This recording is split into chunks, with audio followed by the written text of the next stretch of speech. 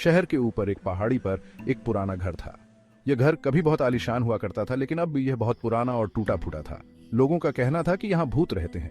वे उस परिवार की कहानियां सुनाते थे जो बहुत पहले यहाँ रहता था, एक ऐसा परिवार जिसका अंत बहुत दुखद हुआ था। कोई भी इस घर के पास जाने की हिम्मत नहीं करता था, रहने की तो बात ही दूर थी। एक दिन विजय नाम का एक नौजवान शहर आया। वह एक लेखक था और उसे काम करने के लिए एक शांत जगह की तलाश थी। उसने उस घर के बारे में कहानियां सुनी थीं, लेकिन उसने उन पर विश्वास नहीं किया। उसने सोचा कि ये सब बेकार की बातें हैं। शहर के लोगों की चेतावनियों को नजरअंदाज करते हुए उसने घर किराए पर ले लिया और वहां रहने चला गया। पहले कुछ दिन तो सब सामान्य रहा। विजय अपने नए घर में बस गया और अपनी किताब पर काम करने लगा। घर में सन्नाटा पसरा रहता था, शायद ज्यादा ही सन्नाटा। बस फर्श के लकड़ी के पट्टों की आवाज और खिड़कियों के बाहर पत्तों की सरसराहट से ही यह सन्नाटा टूटता था। लेकिन विजय को इस सन्नाटे से कोई फर्क नहीं पड़ता था। असल में उसे यह बहुत शांत लगता था। जैसे जैसे दिन रात में बदलते गए, विजय को घर के आसपास अजीबोगरीब चीजें होने लगी। उसे रात में अजीब आवाजें सुनाई देती थीं। दालान में कदमों की आवाज और उसकी आवाज में उसके नाम की फुसफुसाहट। उसने उन्हें अपने दिमाग का वहम समझकर टाल दिया, लेकिन कहीं न कहीं बेचैनी का एक बीज बोया जा चुका था। एक शाम जब विजय आग के पास बैठा लिखने की कोशिश कर रहा था, तो उसने ऊपर से एक आवाज सुनी। ऐसा लग रहा था जैसे कोई फर्नीचर इधर उधर कर रहा हो। वो धीरे धीरे ऊपर की ओर बढ़ा। उसका दिल जोर जोर से धड़क रहा था। उसने हर कमरे की जांच की, लेकिन वे सब खाली थे। अगली सुबह विजय को दालान में फर्श पर लकड़ी का एक छोटा सा खिलौना सैनिक पड़ा मिला। वह पुराना और घिसा पिटा था, जैसे पीढ़ियों से बच्चों द्वारा उससे खेला गया हो। विजय ने उसे पहले कभी नहीं देखा था। उसने ऊपर से नीचे तक पूरे घर में खोजबीन की, लेकिन उसे और कोई खिलौना नहीं मिला। उसके बाद विजय अपने स्टडी रूम में काम कर रहा था कि तभी उसने अपनी गर्दन के पीछे ठंडी हवा का झोंका महसूस किया। वह पलटा, लेकिन वहां कोई नहीं था।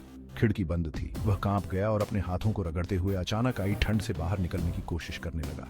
उस रात विजय सो नहीं सका। वह बिस्तर पर लेटा रहा, घर की आवाजें सुनता रहा। बाहर हवा चल रही थी और पुराना घर चरमरा रहा था और कराह रहा था। उसने अपने कमरे में किसी की मौजूदगी महसूस की, कुछ ऐसा जो दिखाई नहीं दे रहा था, लेकिन निश्चित रूप से वहां था। कुछ रातों बाद विजय अचानक उठा। उसने फिर से एक आवाज सुनी थी। इस बार दालान के आखिर से आ रही थी। वह बिस्तर से उठा और अपने शयन कक्ष का दरवाजा खोला। दालान के अंत में एक सफेद साड़ी में एक औरत खड़ी थी। औरत घूमी और उसने विजय को देखा। उसका चेहरा पीला और हड्डियों से भरा हुआ था और उसकी आंखें धंसी हुई थीं। विजय डर के मारे पागल हो गया था। वह न तो हिल सकता था और न ही बोल सकता था। वह बस वहीं खड़ा रहा, उस औरत को घूरता रहा। औरत ने विजय की ओर एक कदम बढ़ाया और फिर दूसरा। विजय भागना चाहता था, लेकिन उसके पैर उसका कहना नहीं मान रहे थे। वह फंस गया था। जब औरत विजय के पास पहुंचने ही वाली थी, तभी वह गायब हो गई। विजय एक पल के लिए वहीं खड़ा रहा। उसका दिल उसकी छाती में तेजी से धड़क रहा था। उसे यकीन नहीं हो रहा था कि उसने अभी क्या देखा था। वह तब जान गया था कि वह घर में अकेला नहीं है। वह इसे किसी और चीज के साथ साझा कर रहा था, कुछ बुराई के साथ।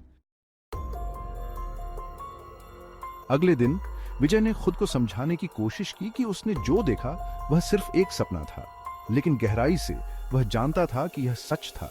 उसने सफेद साड़ी में उस औरत को अपनी आंखों से देखा था। विजय ने अपने काम पर ध्यान केंद्रित करने की कोशिश की, लेकिन वह ध्यान केंद्रित नहीं कर सका। वह घर में हो रही अजीबोगरीब घटनाओं से बहुत विचलित था।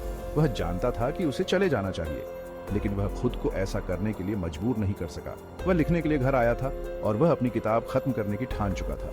एक शाम विजय अपने स्टडी रूम में बैठा था, तभी उसने दरवाजे पर दस्तक सुनी। वह उठा और उसने दरवाजा खोला, लेकिन वहां कोई नहीं था। उसने दालान में ऊपर और नीचे देखा, लेकिन उसे कोई दिखाई नहीं दिया। उसे ऐसा लगने लगा था कि वह अपना दिमाग खो रहा है।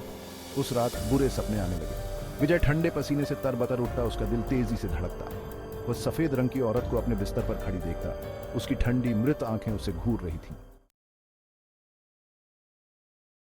एक तूफानी रात विजय देर रात तक अपने स्टडी रूम में काम कर रहा था। बाहर हवा चल रही थी और खिड़कियों पर बारिश हो रही थी। अचानक रोशनी चली गई और घर अंधेरे में डूब गया।